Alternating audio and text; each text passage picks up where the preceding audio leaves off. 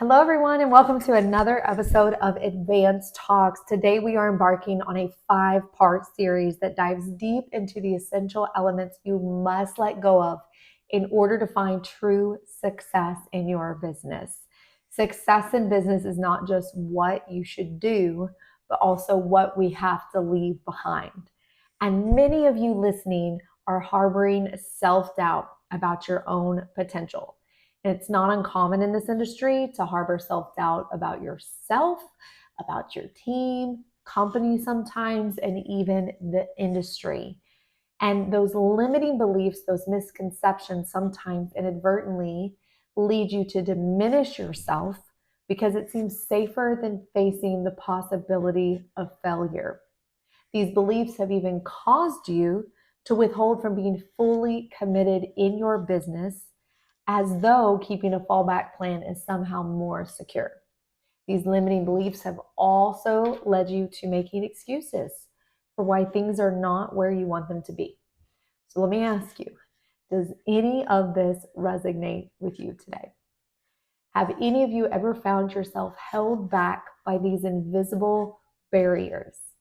Maybe you don't feel good enough. You don't feel like you're a leader. You don't know what you're doing. You don't feel like you have enough resources. Maybe your insecurities began rising to the surface the moment you made the decision to join. I want to take a deep look at the things that we need to let go of in order to find true success. So before we dive into tactical, before we dive into systems and steps, it first starts with the mindset. We have to start with where our minds are in regards to the industry and this business. So early October, I went to a mastermind group at Eric Worre's house. He's one of the top trainers in the industry. And I walked in that day and all the limiting beliefs came crashing in.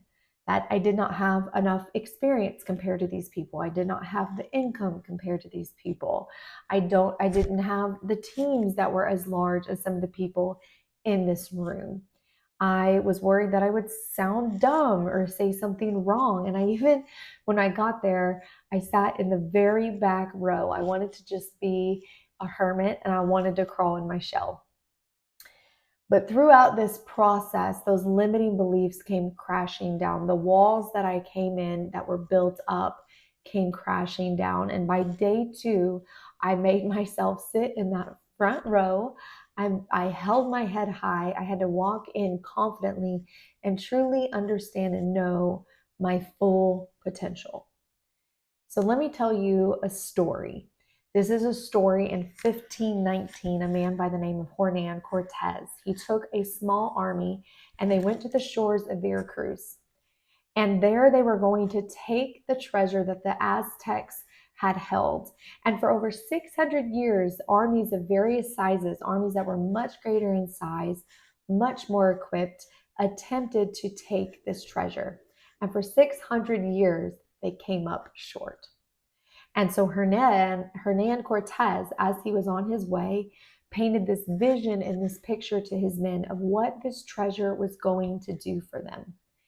And before they got to the shore, he turned to them and he said 3 words that changed the course of history. He said, "Burn the ships. Burn the ships." He backed his men in a proverbial corner that day and gave them 2 options. We are either going to go into this island, seize the treasure, and go home in the Aztecs' boats, or we're going to die. He put the pressure on, and because of that, they found success. He gave them 2 options, succeed or die. Now, we don't have ships the same way Cortez did, but it's not really about the ships. It's about burning our exit strategies and being fully committed to our businesses. Think to yourself for a moment, have you consciously or subconsciously given yourself an exit strategy in your business? Are you 100% fully committed to your goals? If your top leader left today, are you staying the course? If for 3 consecutive months you saw no growth, are you staying the course? If your company ran out of their best-selling product, are you staying the course? Are you fully committed? Think to yourself, who would love to hit the next rank? Who would love to add another comma in their paycheck? Who would love $1 million? Every single person would say yes. Every single person has the desire, but not every person is willing and fully committed. Why? Because they value the result, they value the next promotion, they value the paycheck, but they don't value the hard work it's going to take to hit that. So if I said, do you want $1 million or do you want to hit the next rank? Everybody would say yes. And then if I start telling you what it's going to take to hit that, then you're going to start feeling a little bit hesitant.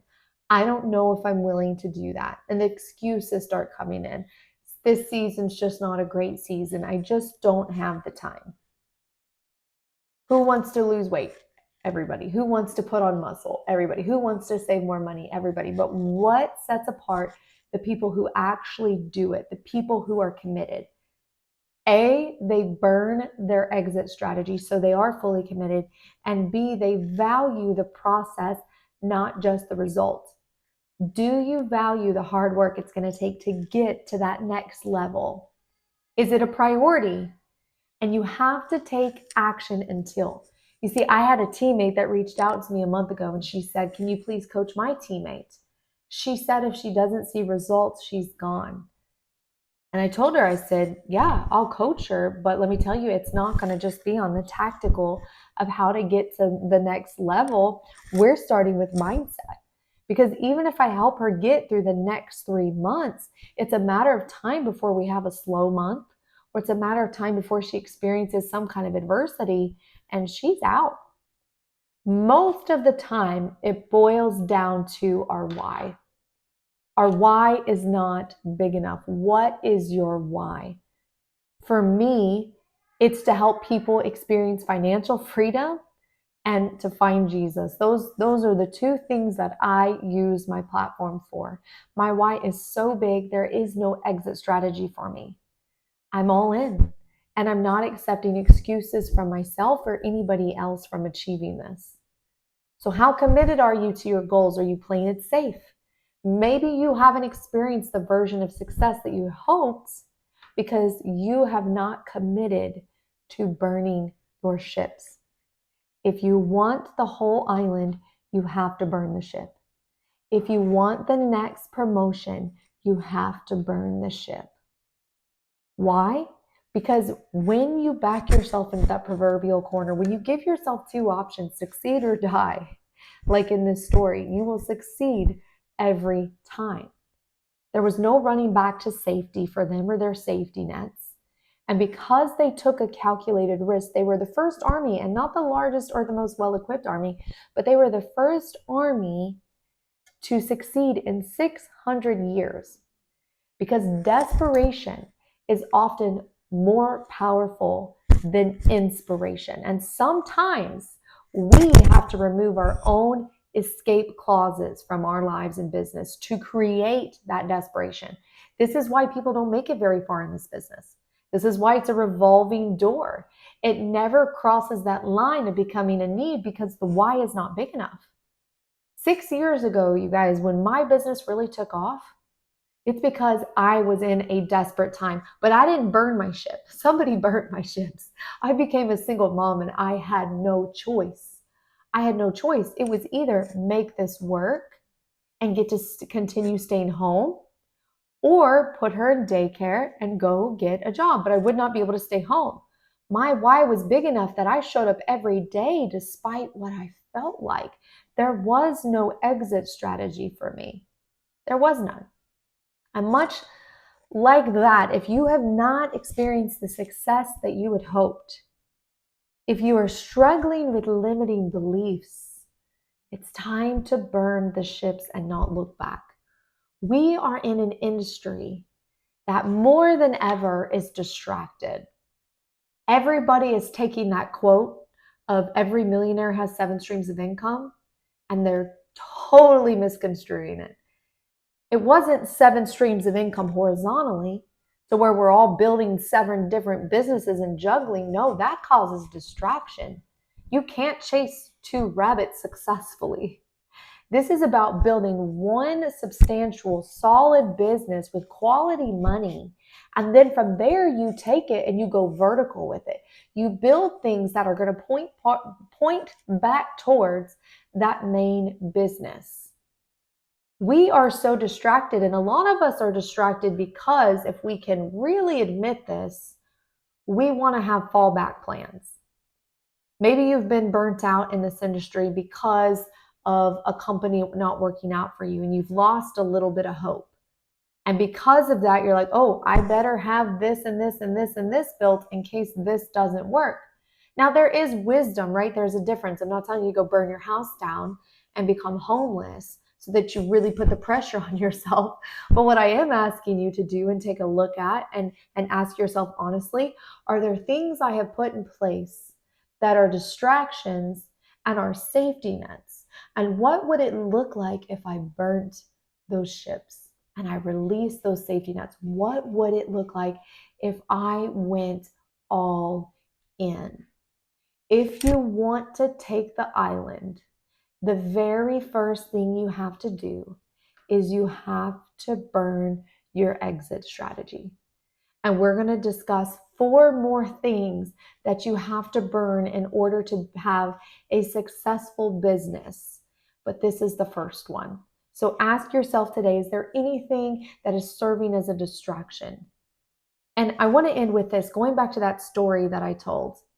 I walked in with all the limiting beliefs that day, but another thing I walked in was a wall built up because I had been working behind the scenes on courses and coaching and all the things.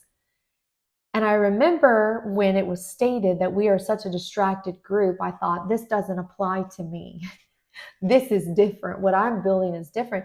But honestly, once I got honest with myself, it was a fallback plan.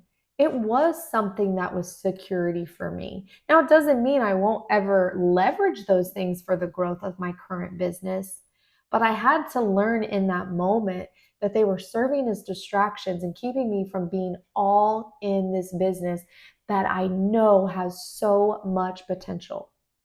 82% of women who make over 6 figures are in this industry. And by 2025, this industry will have grown 6.5% annually. And if you don't think that number is high, we will be bringing in 267 billion from this industry, and the US being the number one with 40 billion. This industry is growing. And those that can be all in and remove the distractions are the ones who are really going to make a name for themselves here in the industry. They are the legends, the ones who are going to leave a legacy, the ones who are going to step up into the role of leadership. But you first have to burn the ships of your exit strategy and distractions.